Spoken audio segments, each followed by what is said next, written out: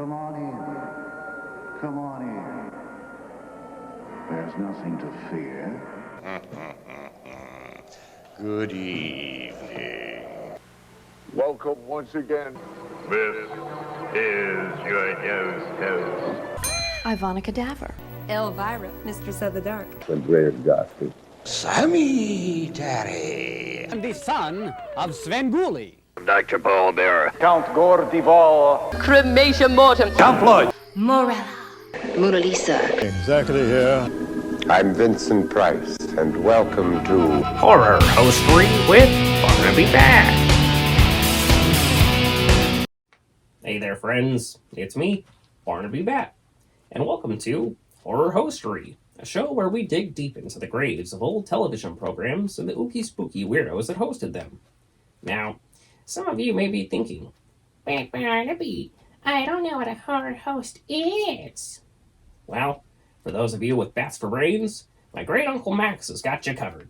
Right, Uncle Max? But of course, my little vampire friend. Cue the silent film dialogue cards.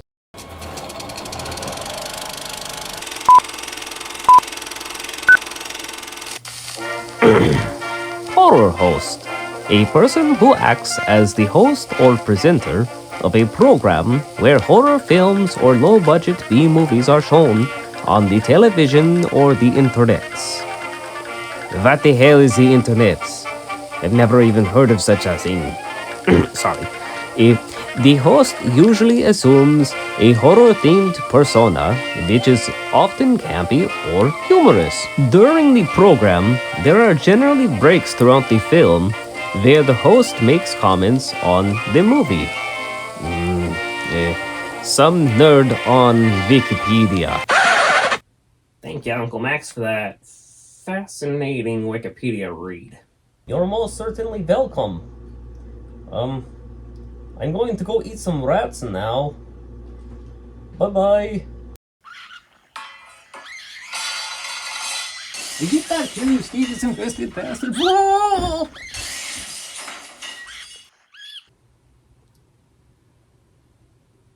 But alone. When most people think of a late-night horror host, they think of a weatherman putting on a cape and doing a bad Dracula impression. Blee, blee, blee. But today, I'm going to show you where it all started. I'm going to take you back in time.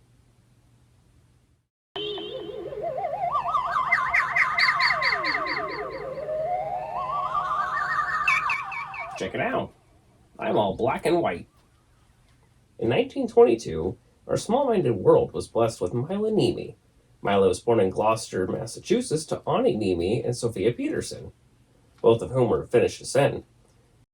During her childhood, the family relocated to Astoria, Oregon, a city off the Oregon coast with a large Finnish community, also the home of the school from Silent Hill, and the future home of Chunk and Sloth.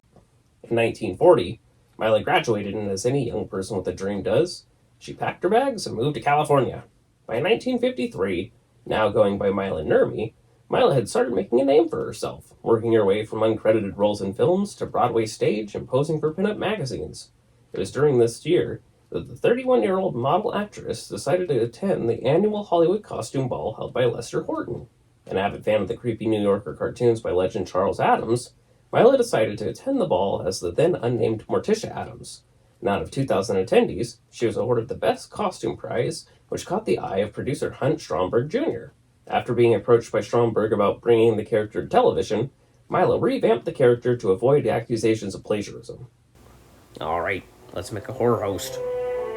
First, we take the unnamed woman from Charles Addams' New Yorker comics, add some Snow White's Evil Queen, throw in some Dragon Lady from Terry and the Pirates, add a little Theda Bara and Gloria Swanson for good measure, and then... Instant Vampira. The Vampira show ran for one season consisting of 50 episodes from April 30th, 1954 to April 2nd, 1955. Episodes began with a silhouette slowly gliding down a dark, fog-filled corridor towards the camera. Once she reached her destination,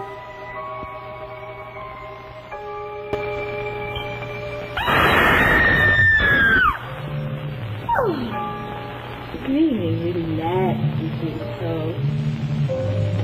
Throughout the episode, Vampira would sit on a double-ended Victorian sofa adorned with skulls, where she would introduce the film of the night, play with her pet spider Rollo, and make snide remarks while sipping on a vampire cocktail. A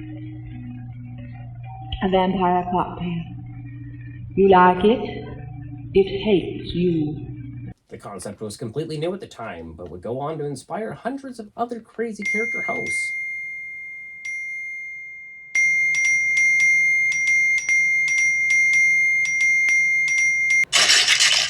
Though the Vampira show only aired in the Los Angeles area, Vampira herself would make several guest appearances on shows such as the Red Skelton and Ed Sullivan shows, which kept the buzz and word spreading. During this time, Maila would also make public appearances in character. Her then-husband, Dean Reisner, refused to appear in public with her in costume, a move that I think proves that he was a complete fucking moron. In 1955, ABC made the decision to cancel the Vampira show after Maila refused to sell the rights to her character. The show was revived 2 years later on KHJ-TV, but sadly, it didn't last long. In 1957, Vampira made an appearance in Ed Wood's Plan 9 from Outer Space, a film often referred to as the worst movie of all time. The character credited as Vampire Girl only appears for roughly 3 minutes and has no dialogue. The story goes that after reading the terrible script, Maila refused to say her lines. After seeking permission from Wood, she was allowed to perform the role mute. Though she continued acting in minor roles, the Vampira character persisted, and by the 70s, Maila would become an icon amongst the punk scene, inspiring several songs, establishing friendships with the likes of the Misfits and the Damned, and even going on to record 2 EPs with Satan's Cheerleaders in 1988. In 1981, a desire to bring the Vampira show back led KHJ-TV to hire Maila again. But after being replaced, she quit the project and the show was rebranded, giving us the birth of everyone's favorite gal with the enormous personality, Elvira. Maila later tried to sue her replacement for copying the Vampira character, but that's a story for a future episode. Maila and her persona continued to stay relevant due to her likeness being featured in Tim Burton's 1994 film based off the life of Ed Wood, as well as model kits, monster magazines, and in large part, her influence on the horror, punk, and goth communities. She lived the remainder of her life in a small apartment in California where she silently struggled to get by, oftentimes living off food given to her by fans or friends, or in exchange for autographs. I don't want to dive too deep into the tragic portions of her life today, but I strongly suggest you pick up a copy of her biography by her niece Sandra Nurmi.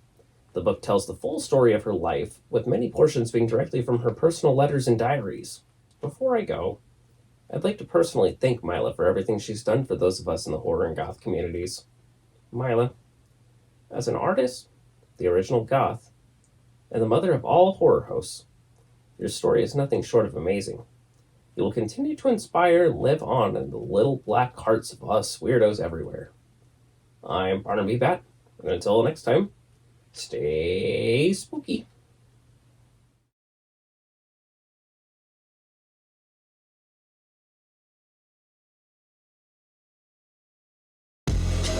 Hey there, friends.